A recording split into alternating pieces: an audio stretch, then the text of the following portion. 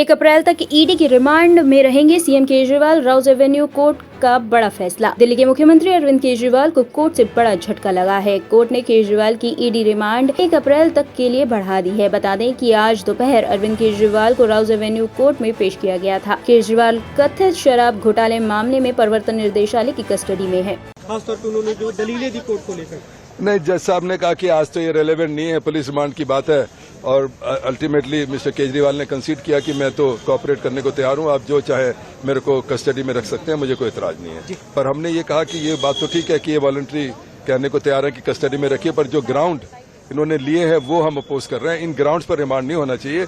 हमने हालांकि कंसीड किया उस ग्राउंड पर अब रिमांड देना चाहते थे। सीएम के स्टेटमेंट को ईडी ने अपोज किया, क्यों इस तरह से स्टेटमेंट? ईडी को तो तकलीफ होगी ना जब वो कहता है कि 50 करोड़ जिस अक्यूज ने दिए हैं वो भी आप इन्वेस्टिगेट करो। जी, उन्होंने ये भी कहा कि ईडी के सामने कई ऐसे तथ्य है, कई ऐसे गवाहों के बयान आए जो हमारे समर्थन में थे, लेकिन ईडी ने सिर्फ उन्हें पेश किया जो विरोध में। ऐसे तो बड़ी बातें कही हैं, आज के दिन तो उतने रेलेवेंट नहीं है। आपको रिमांड को लेकर क्या लगता है, ग्राउंड क्या बताया ईडी ने? नहीं, अब तो जब हमने कंसीड ही कर दिया, केजरीवाल ने कंसीड कर दिया, तो पुलिस रिमांड तो कोर्ट देगा ही। क्या ईडी की तरफ से ऐसी कोई जानकारी दी गई कि 6 दिनों के दौरान क्या कुछ पूछताछ हुई है? अब वो लिखा है उन्होंने, नहीं ये ऐसा कुछ नहीं बताया कि 6 दिन में क्या किया है। बाबा तरसेम सिंह की गोली मारकर हत्या। गुरुद्वारे में बाइक सवार हमलावरों ने बरसाई गोलियां। उत्तराखंड में सनसनीखेज वारदात हुई है। उधम सिंह नगर के गुरुद्वारे में बाइक पर आए हमलावरों ने नानक कमता बाबा तरसेम सिंह की गोली मारकर हत्या कर दी। इलाके में सनसनी फैली हुई है। मौके पर पहुंची पुलिस ने हमलावर की तलाश शुरू कर दी है। वहीं डीआईजी योगेंद्र रावत ने घटनास्थल का निरीक्षण किया। अस्पताल में तरसेम सिंह को देखने के लिए लोगों की भीड़ जमा हुई। करीब 7 बजे के लगभग सूचना आई थी कि आज उससे करीब आधा पौन घंटा पहले लगभग 6:15 साढ़े 6 बजे के बीच में नानक मत्ता गुरुद्वारे में 2 नकाबपोश हमलावर घुसे और इन्होंने जो वहाँ डेरे के पुराने प्रमुख जी रह रहे थे बाबा तरसेम सिंह जी, उन पे गोलियां चलाई और उनको घायल अवस्था में खटीमा में अस्पताल में ले गए थे। पर अभी तक जो मुझे जानकारी मिली है थोड़ी देर पहले कि संभवतः वो उनकी मृत्यु हो चुकी है। निश्चित रूप से ये बहुत गंभीर घटना है। नानक मत्ता गुरुद्वारा हमारे प्रदेश के सबसे प्रमुख धार्मिक स्थलों में से एक है और वहां पर घुसकर जिस तरह से ये हत्या की गई है, ये हमारे लिए बड़ी चिंता की बात है। घटना की सूचना मिलते ही वहां पे तुरंत वरिष्ठ अधिकारी वहां मौके पे पहुंच गए हैं। एसएसपी ऑलरेडी मौके पे पहुंच चुके हैं और जो डीआईजी कुमाऊं है वो भी मौके पे पहुंच रहे हैं। घटनास्थल का निरीक्षण करेंगे, स्थानीय जनता से बातचीत करेंगे और जो वहां की जो भी प्रतिक्रिया है उसको समझने की कोशिश करेंगे। हमने इस घटना की जांच पड़ताल के लिए एक एसआईटी का पुलिस मुख्यालय द्वारा गठन किया गया है, जिसमें एसटीएफ के लोग रहेंगे और स्थानीय पुलिस के भी अधिकारी उसमें रहेंगे। और इस एसटीएफ को कहा गया है कि इस केस को टॉप प्रायोरिटी पे लेके इसके सभी पहलुओं की गहनता से जांच करे और हमें न सिर्फ उन हमलावरों को आइडेंटिफाई करना है, पर अगर इस हत्या के पीछे कोई और बड़ा षड्यंत्र या साजिश है उसका भी हमें पर्दाफाश करना है।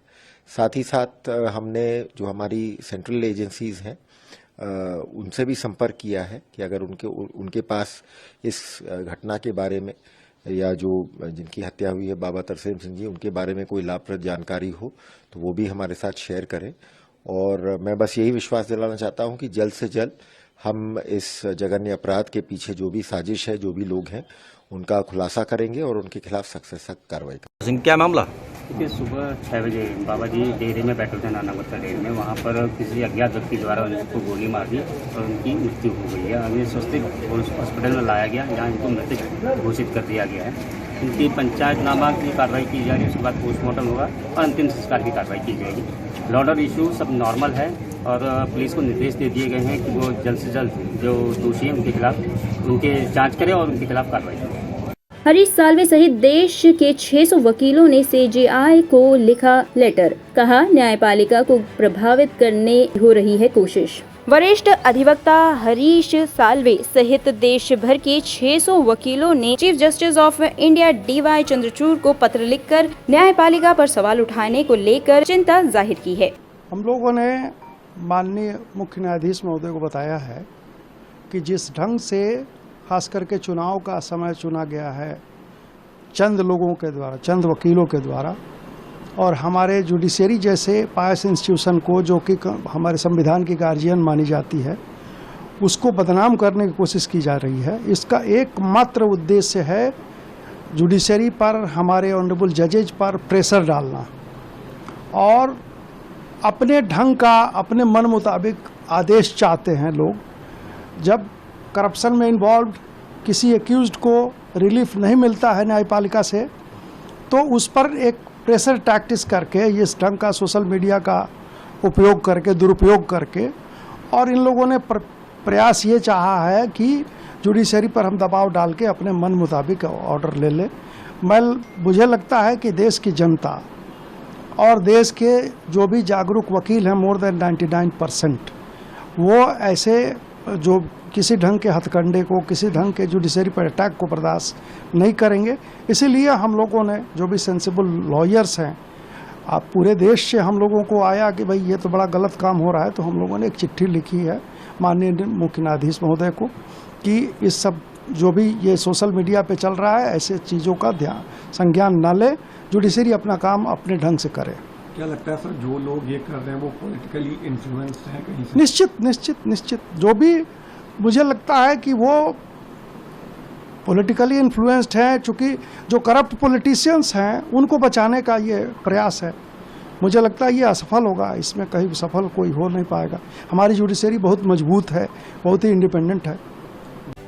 ब्यूरो रिपोर्ट, टीम तफ्तीश न्यूज़।